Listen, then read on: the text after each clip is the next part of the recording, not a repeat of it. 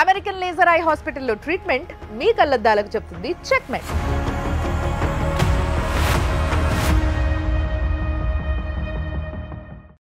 ఈరోజు నేను ఒక యంగ్ అండ్ డైనమిక్ ఎమ్మెల్యే ముందున్నా.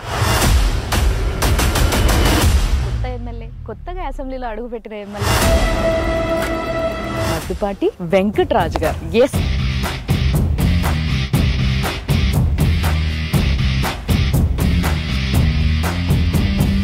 మీరు లోకేష్ గారికి చాలా దగ్గర అని విన్నా నేను. ఆయనను ఏ విధంగా ఇంప్రెస్ చేయగలిగినారు, ఏ విధంగా టికెట్ సాధించగలిగినారు అనేది నాకు ఇప్పటికే అర్థం కాదు. లోకేష్ గారు నాకు ఒక్కరికే కాదు, మీరు కావాలంటే వాట్సాప్లో ఒక మెసేజ్ చేయండి.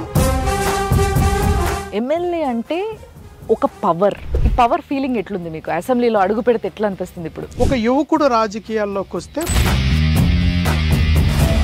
మనకున్న అప్పును డిక్లేర్ చేసినప్పుడు ఇంకా భయం పెరిగింది.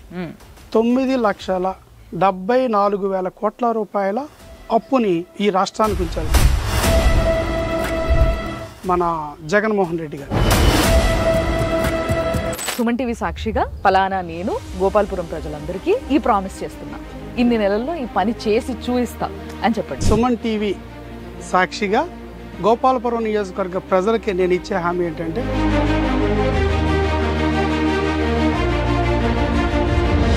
మీరు చంద్రబాబు గారి కార్ నంబర్ ఏదైతే ఉందో యాజ్ ఇట్ ఈస్ గా మీ కార్ నంబర్ కూడా అదే కనిపించింది నాకు. అంటే నాలాంటి చంద్రబాబు నాయుడు గారి అభిమానులు అందరూ కూడా అదే కోరుకుంటారండి. సుమన్ టీవీ ప్రేక్షకులకి నమస్తే. ఈరోజు నేను ఒక యంగ్ అండ్ డైనమిక్ ఎమ్మెల్యే ముందున్నా. ఎస్, గోపాలపురంకి వచ్చిన మరి ఇక్కడ సార్తో మాట్లాడడానికి నా దగ్గర ఎన్నో ముచ్చట్లు. కొత్త ఎమ్మెల్యే, కొత్తగా అసెంబ్లీలో అడుగుపెట్టిన ఎమ్మెల్యే, మరి ఆయన ఎక్స్పీరియన్స్ ఎట్లుందో తెలుసుకోవడానికి నేను వచ్చేసిన మద్దిపాటి వెంకటరాజు గారు. ఎస్, మీరు అందరు గెస్ట్ చేసింది కరెక్టే. సార్ నమస్తే. నమస్తే అండి. బాగున్నారా సార్? బాగున్నా అండి. Congratulations sir. ఫస్ట్లీ అంటే నేను ఇప్పుడు కలిసిన కాబట్టి ఇంత గ్యాప్ తర్వాత చెప్పిన, బట్ మొట్టమొదటిసారి ఎమ్మెల్యే అయిన వ్యక్తి అంటే నాకు ఒక రెస్పెక్ట్ ఉంటుంది. ఎందుకు అని అంటే పాలిటిక్స్లోకి ఎంట్రీ అనేది అంత ఈజీ కాదు. ఎన్నో సంవత్సరాల కృషి, అంటే సగం జీవితం ధారపోస్తే తప్పితే వాళ్ళకు ఒక ఛాన్స్ దొరకదు. కరెక్ట్. అలాంటి వ్యవస్థలో ఉన్నాం మనం నిజంగా చెప్పాలంటే. సో అలాంటిది మీకు ఈ ఆపర్చునిటీ రావడము, మీరు ఒక కొత్త ఎమ్మెల్యేగా ఉండడము, మిమ్మల్ని జనాలు గెలిపించుకోవడము, ఇదంతా బాగుంది సార్ అసలు నిజంగా. సో ఫస్ట్లీ దానికి కంగ్రాచులేషన్స్. అండ్ టీడీపీ గురించి మాట్లాడాల్సి వస్తే, బేసిక్గా మొన్నటి వరకు టీడీపీలోనే 2 ఎమ్మెల్యేల పేర్లు బాగా వినిపించాయి ఈ పలానా కాన్స్టిట్యున్సీ అనగానే. సో సింపుల్గా అందరూ మీకు యాంటీగా కొందరు చేయడం జరిగింది. మీకు యాంటీగా చేసినప్పుడు మద్దిపాటి వద్దు, ముప్పిడే ముద్దు అని చెప్పి కొన్ని స్లోగన్స్ కూడా ఇవ్వడం జరిగింది. సో ఇలా జరిగినప్పుడు బాగా అనిపిస్తుంది కదా. అసలు మీకేమనిపించింది? మీరేం చెప్తారు దీనిపైన? ముందుగా నాకు ఈ అవకాశాన్ని, అసెంబ్లీలో ఒక యువ ఎమ్మెల్యేగా అడుగుపెట్టడానికి ఈ అవకాశాన్ని కల్పించిన శ్రీ నారా చంద్రబాబు నాయుడు గారికి, నా వెనకుండి ప్రోత్సహించిన నారా లోకేష్ గారికి, అదేవిధంగా నన్ను గెలిపించిన ఈ గోపాలపురం నియోజకవర్గ ప్రజలకి పాదాభివందనాలు తెలియజేసుకుంటూ, అంటే రాజకీయాల్లో ఇవి సర్వసాధారణం అండి. సీట్లు ఆశించడం, ఒకళ్ళు సీట్ ఆశిస్తున్నప్పుడు వేరే వాళ్ళు సీట్ ఆశిస్తున్న క్రమంలో కొన్ని రకాలమైన వివాదాస్పద కార్యక్రమాలు జరుగుతాయి, కొన్ని రకాల కార్యక్రమాలు జరుగుతాయి. ఇవన్నీ రాజకీయాల్లో అంతర్భాగం. అయితే తెలుగుదేశం పార్టీ గొప్పతనం ఏంటంటే, మేము ఏ పోరాటాలు ఏది చేసినా శ్రీ నారా చంద్రబాబు నాయుడు గారు క్యాండిడేట్ని అనౌన్స్ చేయనంత వరకే. ఒక్కసారి ఆయన నోట ఉంటా పలానా వ్యక్తి ఈ నియోజకవర్గానికి ఎమ్మెల్యే అభ్యర్థి అని ఒక్కసారి ఆయన ప్రకటించిన తర్వాత మళ్ళీ అందరూ పిన్ డ్రాప్ సైలెన్స్, అందరం మళ్ళీ ఒకటైపోతాం, మేమందరం కూడా ఒకే లక్ష్యంతో పనిచేస్తాం. ఇది తెలుగుదేశం పార్టీలో అనాదిగా వస్తున్న ఆచారం. ఇప్పుడు కూడా నాకు అదే జరిగింది. నా అభ్యర్థత్వాన్ని ప్రకటించడానికి ముందు జరుగుండొచ్చు, అది కామన్ అండి, ప్రతి నియోజకవర్గంలో జరుగుద్ది. కానీ ఒక్కసారి ప్రకటన అయిపోయిన తర్వాత మాత్రం అందరూ కలిసే పనిచేస్తాం. లేదంటే వెంకటేశ్వరరావు గారు మీకు మంచి ఫ్రెండే అంటారా? అయితే ఫ్రెండేనండి, మాట్లాడుకుంటారా? బాగా మాట్లాడుకుంటాం, కలుస్తూ ఉంటారు, రెగ్యులర్ గా కలుస్తాం, కలిసి పనిచేస్తాం మేము అన్న ఒక మంచి ఉద్దేశంతో పోయారు. మేబీ ఎస్, యూనిటీ ఉంటేనే గెలవగలుగుతారు. అందుకోసమే ఈ రేంజ్ లో గెలుపుని సాధించింది టీడీపీ అని చెప్పొచ్చు. దానికైతే నిజంగా ఒప్పుకోవాలి. అండ్ మీరు బీయింగ్ ఎమ్మెల్యే, ఇప్పుడు ఎమ్మెల్యే అంటే ఒక పవర్, ఆ పవర్ కోసం ఎంతో తప్పించిపోతారు. ఈ పవర్ ఫీలింగ్ ఎట్లుంది మీకు? అసెంబ్లీలో అడుగు పెడితే ఎట్లా అనిపిస్తుంది ఇప్పుడు? భయంగా అనిపించిందండి మొదట. ఎందుకంటే అప్పుడు నేను పోటీ చేస్తున్నప్పుడు నాకు ప్రత్యర్థిగా నిలబడింది అప్పటి హోం శాఖ మంత్రి గారు. రెండవది ఆవిడ 4వ ఎన్నికలు ఫేస్ చేస్తాను, నాకు మొదటిసారి ఎన్నికలు. సో ఇవన్నీ బేరీజ్ వేసుకున్నప్పుడు వాళ్ళని ఫేస్ చేస్తున్నప్పుడు ఎలా ఎదుర్కోగలుగుతాను అని చెప్పి ఎన్నికలకు ముందు నాకు 20 నెలల ముందే అవకాశం కల్పించారు శ్రీ నారా చంద్రబాబు నాయుడు గారు. 20 నెలల పాటు నేను ప్రజల్లో తిరిగాను, ప్రతి ఊరు తిరిగాను, ప్రతి వీధికి వెళ్ళాను, ఇంచుమించు ప్రతి ఇంటికి కూడా వెళ్ళాను. ఇంతమందితో నేను మమేకమై ఎన్నికలను ఫేస్ చేసినప్పుడు వాళ్ళ యొక్క తీర్పు నాకు అందించారు. ఒక భారీ మెజార్టీ 26,784 భారీ మెజార్టీని అందించినప్పుడు నాకు భయం వేసింది. ఇంత భారీ మెజార్టీ ఇచ్చారు అంటే నన్ను ఇంత నమ్మారు. శ్రీ నారా చంద్రబాబు నాయుడు గారు పంపించిన ఒక అభ్యర్థిని ప్రజలు ఇంత గొప్పగా ఆశీర్వదించారు అంటే వీళ్ళ ఆలోచనలు, వీళ్ళ ఆశలు, వీళ్ళ ఆశయాల్ని మోసుకుంటూ వెళ్ళాలి 5 ఏళ్ల పాటు. తొలిసారి అడుగు పెట్టినప్పుడు అసెంబ్లీలో నేను అదే అనుకున్నాను, భగవంతుని కూడా అదే కోరుకున్నాను. ఖచ్చితంగా శ్రీ నారా చంద్రబాబు నాయుడు గారి ఆశీస్సులతో, లోకేష్ గారి యొక్క సహకారంతో, పవన్ కళ్యాణ్ గారి యొక్క ఆశీస్సులతో ఈ గోపాలపురం నియోజకవర్గాన్ని ఒక మంచి అభివృద్ధి చేయాలి, నూతన పరిపాలన తీసుకురావాలి. ఒక యువకుడు రాజకీయాల్లోకి వస్తే పరిపాలన ఇంత వినూత్నంగా ఉంటుంది అని బలమైన ఒక ముద్ర వేయాలని బలంగా సంకల్పించుకున్నప్పుడు ఆ సంకల్పాన్ని నెరవేర్చాలి, ఆ దిశగా వెళ్ళాలనుకున్నప్పుడు మనకు కొంత భయం కూడా అనిపిస్తుంది. చేరగలుగుతామా, చేయగలుగుతామా, ఎంతవరకు సాధ్యమవుతుంది, అందులో వచ్చే ప్రతిబంధకాలు ఏంటి, ఇవన్నీ ఆలోచించినప్పుడు కొంత సందిగ్ధత ఉన్నప్పటికీ స్లోగా రాను రోజు రోజుకి పరిపాలన మీద కొంచెం పట్టు తెచ్చుకోగలుగుతున్నాం. సమస్యల మీద ఆల్రెడీ అవగాహన ఉంది. ఈ సమస్యలు తీర్చేదిగా మనకున్న వనరులు పరిమితం, ఆర్థిక వనరులు పరిమితం. శ్రీ నారా చంద్రబాబు నాయుడు గారు అసెంబ్లీలో మనకున్న అప్పును డిక్లేర్ చేసినప్పుడు ఇంకా భయం పెరిగింది. 9,74,000 కోట్ల రూపాయల అప్పుని ఈ రాష్ట్రానికి ఉంచారు శ్రీ మన జగన్మోహన్ రెడ్డి గారు. సో ఇంత అప్పులో ఉన్న రాష్ట్రాన్ని అప్పుల్లోంచి బయటకు తీసుకొస్తూ అభివృద్ధి చేయాలి, సంక్షేమం ఇవ్వాలి. మీరు లోకేష్ గారికి చాలా దగ్గర అని విన్నా నేను. ఆయనను ఏ విధంగా ఇంప్రెస్ చేయగలిగినారు, ఏ విధంగా టికెట్ సాధించగలిగినారు అనేది నాకు ఇప్పటికీ అర్థం కావట్లేదు. లోకేష్ గారు నాకు ఒక్కరికే కాదు, తెలుగుదేశం పార్టీ ప్రతి కార్యకర్తకి చాలా దగ్గర. మీరు కావాలంటే వాట్సాప్లో ఒక మెసేజ్ చేయండి, ఇమీడియట్గా రెస్పాండ్ అవుతారు. మీరు వెళ్ళి కనిపించండి, చాలా ప్రేమగా పలకరిస్తారు. ఆయన్ని ఎన్ని టెన్షన్స్, ఎన్ని ఒత్తిళ్ళలో ఉన్నప్పటికీ, ఎంత పని ఒత్తిడిలో ఉన్నప్పటికీ, ఎంత ప్రతికూల పరిస్థితులు అక్కడ ఉన్నప్పటికీ ఒక తెలుగుదేశం పార్టీ కార్యకర్తగా ఒక సామాన్యమైన వ్యక్తి వస్తే చాలా ఆప్యాయంగా పలకరిస్తారు. ఆయన నాకే కాదు అందరికీ దగ్గరండి. సో మీకు మాత్రమే కాదు అందరికి టికెట్ ఇస్తారంటారా మరి? అంటే ఇది it's again party policy. Party పాలసీలో మనకు అందరూ దగ్గర ఉండొచ్చు, అందరి మీద ప్రేమ ఉండొచ్చు, కానీ ఒక టికెట్ ఇచ్చేటప్పుడు అక్కడ పార్టీని గెలిపించుకోవాలి, గవర్నమెంట్లోకి రావాలి. ఒక వ్యక్తి అంటే ఒక నిర్ణయం తప్పిదం జరిగితే ఆ తప్పిదాన్ని భరించేది, ఆ తప్పిదం యొక్క బాధ్యత కేవలం క్యాండిడేట్దే కాదు, పార్టీ మీద కూడా పడిపోద్ది ఆ భారం. పొరపాటున గ్రహపాటున సరైన వ్యక్తిని కనుక మీకు ఆ సత్తా ఉంది అని మీరు ప్రూవ్ చేసుకున్నారు కాబట్టి మీకు టికెట్ వచ్చింది అంటారు. ఇది నిత్య పోరాటం అండి. రాజకీయాల్లో మనం ఉన్నామంటే ప్రతిరోజు పోరాటం, ప్రతిరోజు మిమ్మల్ని మీరు ప్రూవ్ చేసుకోవాల్సిందే. అలా ఉన్నప్పుడే మీకు సస్టైనబిలిటీ ఉంటుంది రాజకీయాల్లో. సో మరి మీరు ఎమ్మెల్యే అవ్వడానికి ముందు చాలా తిరిగా తెలుసుకున్నా అని చెప్తున్నారు కదా, గోపాలపురం గురించి ఏం తెలుసుకున్నారు మీరు? మంచి ప్రశ్న అండి. గోపాలపురం అనేది దీని విస్తీర్ణం చాలా పెద్దది. ఇది 2,43,000 మంది ఓటర్లు ఉన్న అతిపెద్ద నియోజకవర్గం. పూర్తిగా గ్రామీణ నేపథ్యం. ఇక్కడ వ్యవసాయ రైతులు, అలాగే కౌలు రైతులు, కూలీలు, కార్మికులు ఉండే నియోజకవర్గం. కాబట్టి ఇక్కడ మీరు ప్రధానంగా మీకు సమాజం పట్ల ఎలాంటి దృక్పథం ఉందనేది కూడా ఇక్కడ ఇంపార్టెంట్. ఇప్పుడు నాబోటి వాడు ఒక సాఫ్ట్వేర్ ఇంజనీర్ అయ్యి నెలకు 2,15,000 రూపాయల జీతం వస్తూ ఉన్నప్పుడు ఉద్యోగాన్ని వదిలి రాజకీయాల్లోకి వచ్చాము అంటే నా నేపథ్యం గ్రామీణ నేపథ్యం. సో ఈ గ్రామీణ నేపథ్యం ఉన్న నాకు ఒక సాఫ్ట్వేర్ ఇంజనీర్ అయినప్పటికీ వీటి మీద ఉండే ప్రేమ, అభిమానం, ప్రజల మీద ఉండే ఆప్యాయత, ఈ సమాజానికి ఏదో చేయాలనే తపన నన్ను ఇక్కడ దాకా నడిపించింది. ఉద్యోగాన్ని వదిలి రాజకీయాల వైపు నడిపించింది. కాబట్టి నేను వెళుతున్నప్పుడు నాకు రోజు రోజుకి నా బాధ్యత పెరిగింది. ప్రతిరోజు నేను బలంగా ఎమ్మెల్యేని అవ్వాలనే సంకల్పం, నాకు ఆ భావన పెరిగింది రోజు రోజుకి. ఎందుకంటే సమస్యలు చూసే కొద్దీ ఈ సమస్యలను తీర్చాలి అంటే, ఇలాంటి పేదవాళ్ళని ఆదుకోవాలంటే, ఇలాంటి రైతులను ఆదుకోవాలంటే, కార్మికులను ఆదుకోవాలంటే ఖచ్చితంగా నాకు ఒక హోదా ఉండాలి. ఎమ్మెల్యేని అయితేనే వీటిని నేను పరిష్కరించగలుగుతాను. సో మరి గోపాలపురంలో నిజంగా మీరు అన్నట్టుగా బాగా రూరల్ ఏరియా అండ్ జనాలందరూ కూడా మ్యాక్సిమం కూడా ఫార్మింగ్ పైన ఆధారపడి ఉన్నారు. సో అంటే వ్యవసాయం పైన ఆధారపడి ఉన్నప్పుడు వాళ్ళకి ఎన్నో అవసరాలు ఉంటాయి. కరెంటు కావచ్చు, నీళ్లు కావచ్చు, మినిమం రోడ్లు అనేవి లేని పరిస్థితి ఈరోజు ఆంధ్రప్రదేశ్లో. చూస్తుంటే. అంటే మేము అక్కడి నుంచి ట్రావెల్ చేస్తూ వచ్చినప్పుడు ప్రతి నిమిషం రోడ్లను తిట్టుకునే పరిస్థితి ఈరోజు ఆంధ్రప్రదేశ్కి పట్టింది. మరి ఈ రోడ్ల వ్యవస్థని ఏదైనా కరెక్ట్ చేయొచ్చా, చేసే అవకాశం ఉందా, అంత ఈజీయా? 100% చెయ్యాలి అనే సంకల్పం.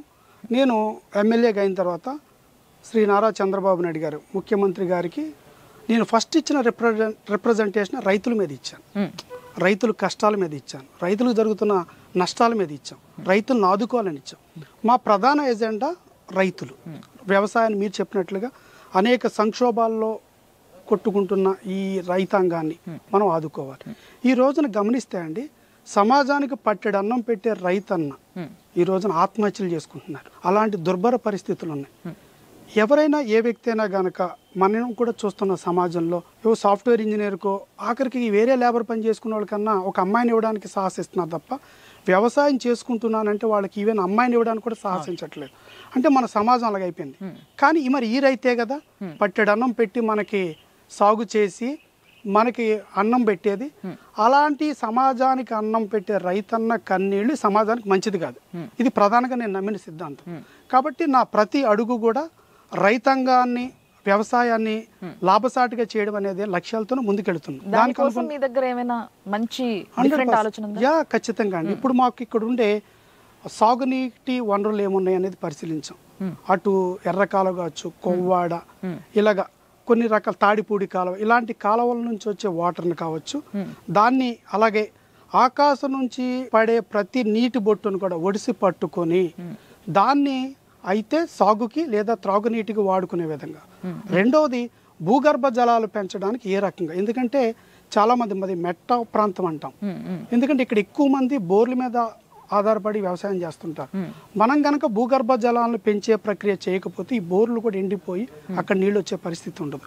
కాబట్టి మాకుండే కాలువల్లో వచ్చే వాటర్ని సద్వినియోగం చేసుకోవడం. అలాగే నేను కొన్ని ప్రణాళికలు కూడా ఇప్పుడు ఇరిగేషన్ డిపార్ట్మెంట్ వారికి ఇచ్చాం. ఎక్కడన్నా అవకాశం ఉంటే రిజర్వాయర్లు నిర్మాణం చేయడం, చెక్ డ్యాములు నిర్మాణం చేయడం. చెక్ డ్యాములు కూడా ఇప్పటివరకు మీరు ఎక్కడ గేట్ సిస్టమ్తో చెక్ డ్యామ్లు మీరు ఇప్పటివరకు ఎక్కడ చూడలేదు.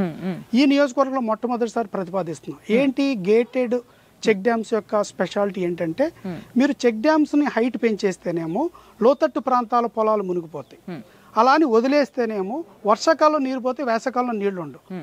సో దానికి ఏం చేస్తున్నాం అంటే చెక్ డ్యాములు కూడా గేట్లు నిర్మాణం చేయబోతున్నాం ఈ నియోజకవర్గంలో మొట్టమొదటిసారి. అంటే మిగతా కాలాలు అంటే లోతట్టు ప్రాంతాలు మునిగిపోతున్నప్పుడు గేట్లు ఓపెన్ చేస్తాం, లేదు మునగట్లేదు అన్నప్పుడు వాటర్ని మేము స్టోర్ చేసుకోవడానికి గేట్లు క్లోజ్ చేస్తాం. అంటే it's kind of mini project. ఇలాంటి ఆలోచనలతో రైతాంగానికి మేలు చేసే విధంగా. అదేవిధంగా రెండవదిగా విద్యుత్ సమస్యలు ఎక్కువ ఉంటాయి రైతులకి ఇక్కడ. కాబట్టి మేము ఇక్కడ ఎలక్ట్రికల్ డిపార్ట్మెంట్ వాళ్ళని నిత్యం కూడా మేము అప్రమత్తం చేస్తూ, ఎక్కడ రైతుకి ఏ కష్టం వచ్చినా, ట్రాన్స్ఫార్మర్ కాలిపోయినా, మోటార్ సమస్యలు వచ్చినా, రకరకాలు వచ్చినా మేము అప్రమత్తత చేస్తూ మేము అనుక్షణం రైతుకు అందుబాటులో ఉండే విధంగా చేస్తాం. ఈ నియోజకవర్గంలో ఒక ఎగ్జాంపుల్ ఉందండి, నన్ను బాగా కలిసివేసిన అంశం. నేను ఇక్కడ అప్పటికి మేము వైసీపీ ప్రభుత్వ పాలనలో ఉన్నప్పుడు ఒక రైతు విద్యుత్ కనెక్షన్ తొలగించారు. ఆ రైతు భూమి ఎండిపోతుంది, పంట ఎండిపోవడం చూస్తూ తట్టుకోలేని రైతు ఆ విద్యుత్తుని కనెక్షన్ పునరుద్ధరించుకునే ప్రయత్నం చేసే క్రమంలో కరెంట్ షాక్తో చనిపోయాడు. సో నాకు అప్పుడు అనిపించింది, ఇక్కడ ఈ నియోజకవర్గంలో నేను ఎమ్మెల్యే అయిన తర్వాత ఇలాంటి కష్టం ఏ రైతుకి రాకూడదు. విద్యుత్ కనెక్షన్లు తొలగించడం కానీ, అలాంటి దుందుడుకు దుశ్చర్యలు కానీ ఎవరు చేయకూడదు. అదేవిధంగా రైతుకు అండగా ఉండాలి. రైతుకు ఎలాంటి విద్యుత్ సమస్యలు వచ్చినా మనం ఒక ఎమ్మెల్యేగా నిలబడి దగ్గరుండి చేయించాలని నేను ఒకటి బలంగా నమ్ముతానండి. అధికార యంత్రాంగం ఉంది, ప్రతి పనికి యంత్రాంగం ఉంది, కానీ ఆ యంత్రాంగాన్ని నడిపించే వ్యవస్థ ఒక నాయకుడు ఉంటేనే వీళ్ళందరూ కలిసి పనిచేస్తారు. ఆ నాయకత్వం ఎమ్మెల్యే నేను బలంగా నమ్ముతాను. అలా నేను అధికారుల యొక్క ఆ వ్యవహారాల్లోకి నేను జోక్యం చేసుకొని కానీ ఇక్కడుండే ప్రజలకు సేవ చేసే క్రమంలో ఈ యంత్రాంగాల్ని సమన్వయం చేసుకుని అప్రమత్తత పనిచేసేలాగా ఉంటాం. సో సార్, మీరు ఇన్ని పాయింట్స్ చెప్పారు కదా, గోపాలపురం ప్రజలకి ఇవన్నీ చేయాలన్న ఆశ మీలో ఉంది, చాలా మందికి ఉంటుంది. ఎమ్మెల్యేగా గెలిపించిన ఒక కృతజ్ఞత భావంతో ప్రతి ఒక్కరికి ఇలాంటివన్నీ ఉంటాయి. బట్ నేను ఇవాళ మిమ్మల్ని అడుగుతున్నా, సుమన్ టీవీ సాక్షిగా మీరు ప్రజలకి ఒక ప్రామిస్ చేయండి. అంటే నెక్స్ట్ 6 monthsలో కావచ్చు, 1 yearలో కావచ్చు, మీ పనిని బట్టి మీరు అనుకుంటున్న ఒక పని, గొప్ప పనిని ఒక ఆశయంగా పెట్టుకొని, ఇది నేను తప్పకుండా గోపాలపురం ప్రజలకి నేను చెయ్యబోతున్నా, సుమన్ టీవీ సాక్షిగా నేను ప్రామిస్ చేస్తున్నా అని చెప్పి మీరు ఏ పని చెప్పినా సరే దాన్ని నేను అప్పుడే వచ్చి మళ్ళీ అడుగుతా సార్.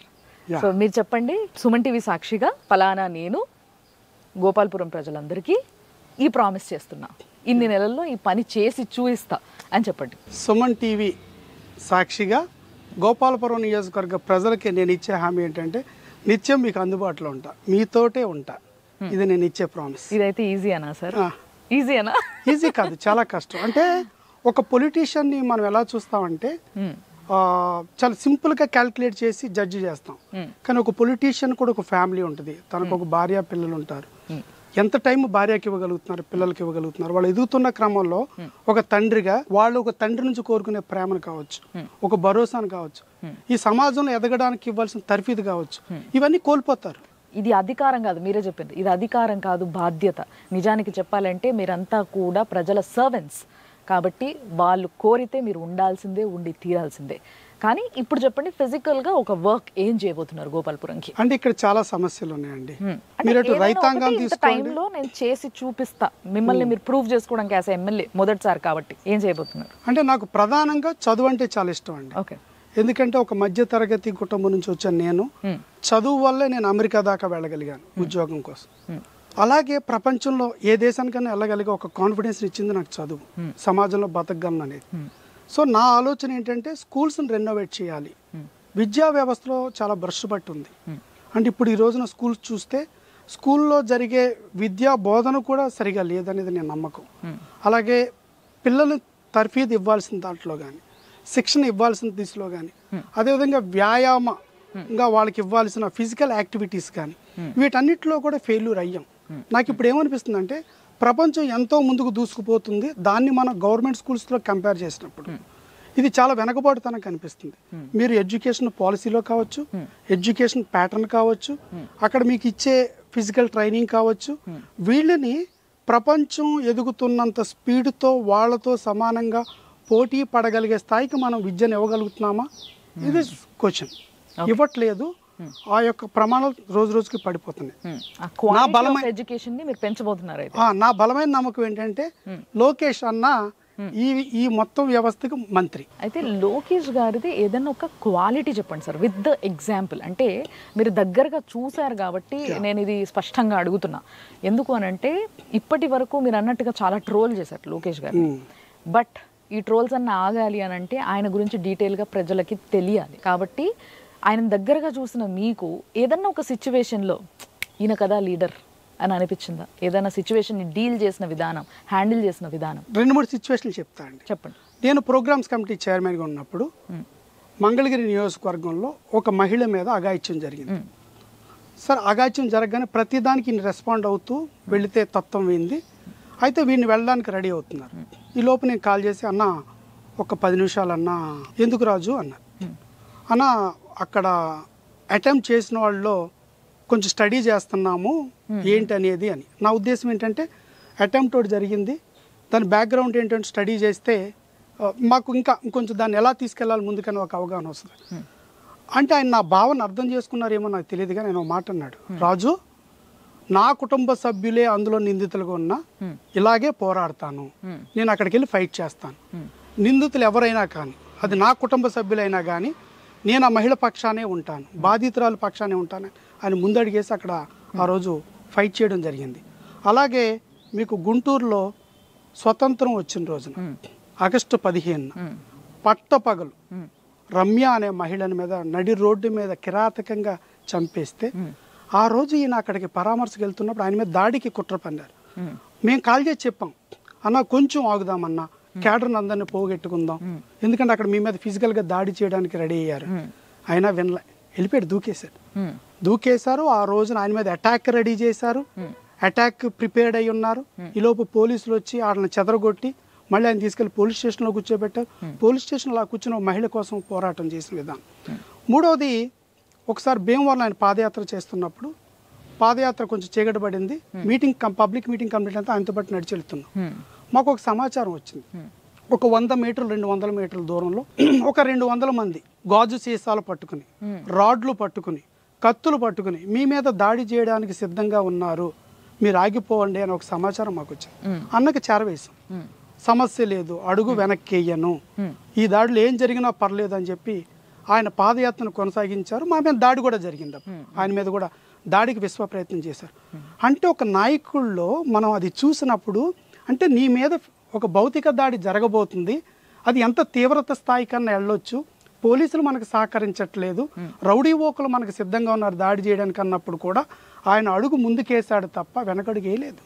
అది నన్ను బాగా అంటే నిజంగా ప్రజల కోసం మహిళల కోసం పోరాటం చేసిన ఒక గొప్ప లీడర్గా ఆయన చూడాలి. ఖచ్చితంగా అండి. మామూలుగా మేము పంచ డైలాగులు చాలా చెప్తాం రాజకీయ నాయకులు, మేము మైక్ ఇచ్చేస్తే మేము వీరులు సూర్యులు మీకు అండగా ఉంటాం, పోరాటానికి మేము సిద్ధం, మా ప్రాణాలు సైతం ఇచ్చేయడానికి మేము సిద్ధంగా ఉన్నాం, ఇలాంటి సినిమా డైలాగులు చెప్తాం రాజకీయ నాయకులు.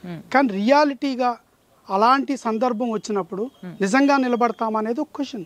కానీ ఈయన నిలబడ్డారు కదా, ఈయన పాదయాత్ర చేసి ఆ రోజుల్లో కార్యకర్తలు బయటకు రావడానికి భయపడుతున్న సందర్భంలో ఆయన పాదయాత్ర చేసి ఎక్కడ వెనకడుగు వేయకుండా ఆయన మీద దాడులు చేశారు, కేసులు పెట్టారు, ఆయన మీద మైకులు లాక్కున్నారు, కుర్చీలు లాక్కున్నారు, రకరకాల భయభ్రాంతులకు గురి చేయడానికి ట్రై చేశారు. ఆయన ఎక్కడ వెనకడుగు వేయలేదండి, ఆయన అడుగు ముందుకేశాడు. లోకేష్ గారి పైన ఉన్న అభిమానం ఏంటి అనేది ఇక్కడ మాటల్లో నాకు అర్థమైపోయింది సార్ నిజంగా. కానీ యాజ్ ఎ లీడర్ ఈరోజు యాజ్ ఎ ఎమ్మెల్యే ఒక వ్యక్తిగా మీరు చాలా పడుంటారు. అంటే 10 సంవత్సరాలుగా ఎంతో కష్టపడితే తప్పితే ఈరోజు ఈ పొజిషన్లో లేరు మీరు. సో ఈ కష్టంలో భాగంగా ఈ 10 సంవత్సరాలలో బాగా మనసు నొచ్చుకున్న ఒక సన్నివేశం ఏమైనా ఉందా? అంటే సందర్భంగా ఏ మనిషి జీవితాన్ని ఉంటుందండి.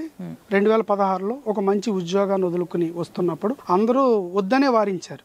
రాజకీయాలంటే కుట్రలు కుతంత్రాలు ఉంటాయి, ఇవి నువ్వు చేసుకొని ఇదంతా సాఫ్ట్వేర్ సాఫ్ట్ మైండ్ ఏదో చేయాలని తపన పడుతున్నావు కానీ కిందంతా చాలా అరాచకంగా ఉంటుంది, ఇవి నువ్వు తట్టుకోలేవని చెప్తున్నప్పుడు కూడా వినకుండా వచ్చాం. ఒక 3 ఏళ్ల పాటు శ్రమించా కానీ సీట్ రాలేదు 2019లో. సో అప్పుడు మానసిక సంఘర్షణ బాగా జరిగింది. అంటే మనం కొన్ని ఉన్నత లక్ష్యాలతో వచ్చాము కానీ ఈ సమాజంలో మనకు అవకాశం రాలేదు.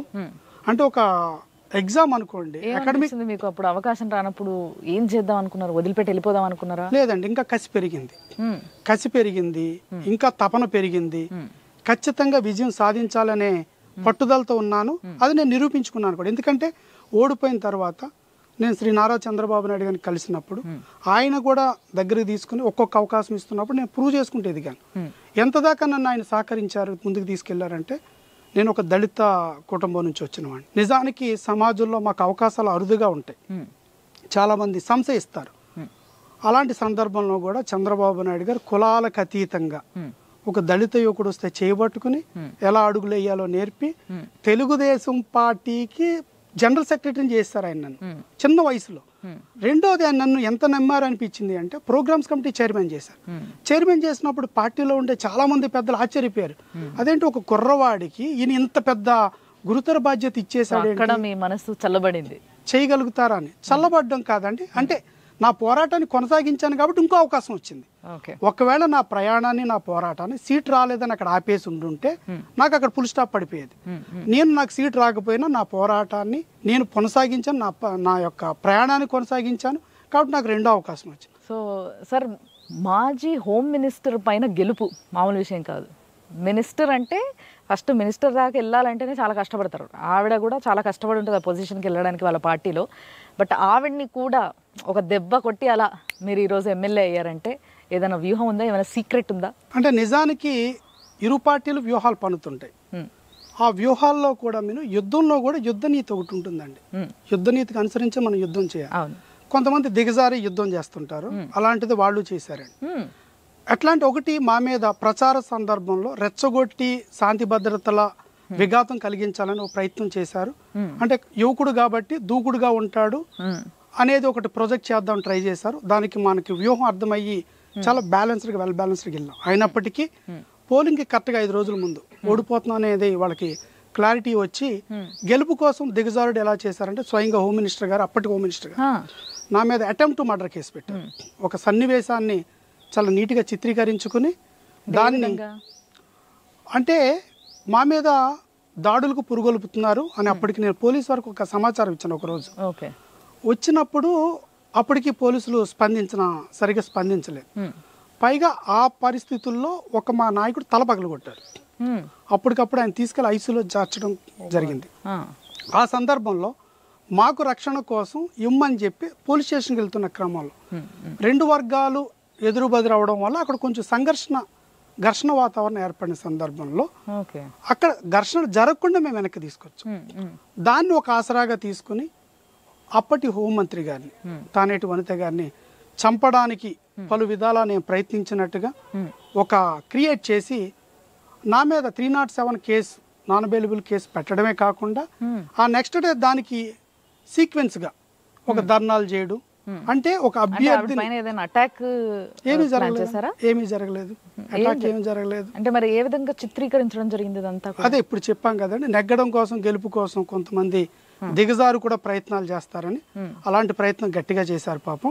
అయ్యేటప్పటికి ప్రజలు నమ్మలేదు, ప్రజలు దాన్ని నమ్మలేదు. ఎందుకంటే అప్పటికే నేను 20 నెలలుగా ప్రజల మధ్య ఉన్నాను. నా వ్యక్తిత్వం నేను ఎలా ఉంటాననేది ప్రజల మీద ఒక క్లారిటీ ఉండడం వల్ల ఒక దుష్ప్రచారాన్ని బలంగా తీసుకెళ్ళడానికి ప్రయత్నించినప్పటికీ అది ఫలించలేదు, భారీ మెజార్టీతో నెగ్గడం జరిగింది. Very nice.